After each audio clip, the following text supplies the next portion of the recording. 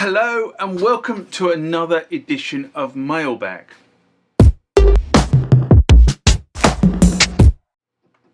What is Mailbag? Well, Mailbag is a feature of the channel where you guys leave lots of comments on the channel and I attempt to answer those comments, or if I can't answer those comments, I throw it out to you guys who have more knowledge on some of this stuff than I do. So let's get into the first mailbag of this session. Remember, like, comment, subscribe to the channel. Go over to Instagram and follow me there. Go over to Facebook, follow me there. That's where the normal notices are. And consider becoming a Patreon.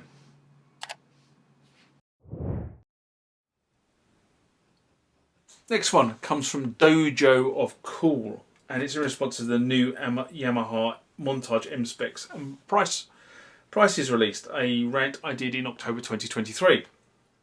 And Dojo writes, since Yamaha also is Cubase, it would really be nice to see an integration between the Montage and Cubase, bringing the two platforms closer together.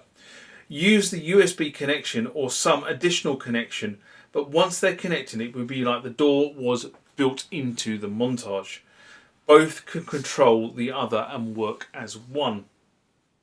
Now you see, this is a really interesting point where you do have companies like Yamaha owning Cubase, etc. And I agree, I do wonder why these synergies don't really get leveraged. I know in the past there's been this sort of drive to sort of keep, the one company separate from another, but I do believe that you can actually get a lot of synergies out of some of these vendor combinations with complementary hardware and complementary software, being a Montage and Cubase, or another Yamaha synth and Cubase, or whatever it happens to be. Yes, the new Montage could easily be seamlessly integrated into Cubase, not only allowing you to control Cubase from the keyboard, but also allowing compositions to move from the onboard sequencer to Cubase for further mastering very quickly. The only issue is where the product is seen as non-core and sold on. And I had this with an M Audio keyboard and Pro Tools many years ago. I bought the keyboard because it stated that it was fully compatible and integrated into Pro Tools in its next release of the software. That was what it said. All I can say is M Audio was sold, all integration ceased, and the existing Pro Tools integration being so poor, it was basically unusable. So the rule of thumb here is, if somebody promises it, don't buy it until they actually deliver it, because the likelihood is at some point they will overpromise and underdeliver, which has been the case for a number of years in this market sometimes. Next one comes from XP50 Player, and this is in response to the Yamaha Montage M released and more specs, part 1, an SMR I did in October 2023. And XP50 writes, I wonder if the AN-X engine is based on VCM technology. That would certainly account for the relatively low 16-note polyphonic and bring it into line with Roland's ACB technology, which Roland has just revealed is being developed for the Phantom. And we've actually had the release of the Phantom EX, which contains this ACB technology. Now, there was speculation after the announcement that the previous Montage was being discontinued, that Yamaha might fit some kind of ACB style architecture into the new Yamaha Montage M.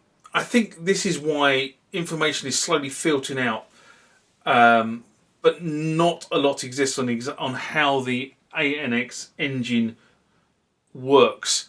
And I'm recording this about a month on from when I wrote this, and I haven't seen a great deal of information on how it works. I've seen stuff on how it sounds, but not really how it works.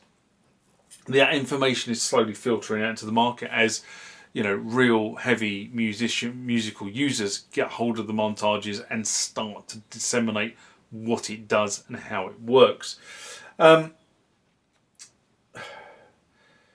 So I don't know whether it follows this ACB principle or not. I kind of think it might do, but it's probably something to do with the way they built the reface instruments, and that's how they've worked it. I think that the new Montage may I'm definitely sure it's going to get a V2 upgrade in the same way that Roland did a V2 upgrade with the Phantom, that will basically take it from launch capability and introduce a whole raft of new functions.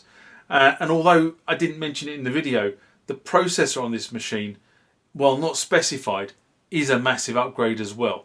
So, you know, I think they've laid the groundwork for something new. Give it 6 months and we'll see what happens, because I think it was 6 months to a year before Phantom got the V2 upgrade, and that took the base release platform so much further into, or gave it so much more functionality. It's just a shame that, you know, now they've got the 3. I suppose this is the EX upgrade, is the 3.5 upgrade. You have to pay for it. You don't get it as part of owning the synthesizer. We'll see what Yamaha do in this space. Be interesting.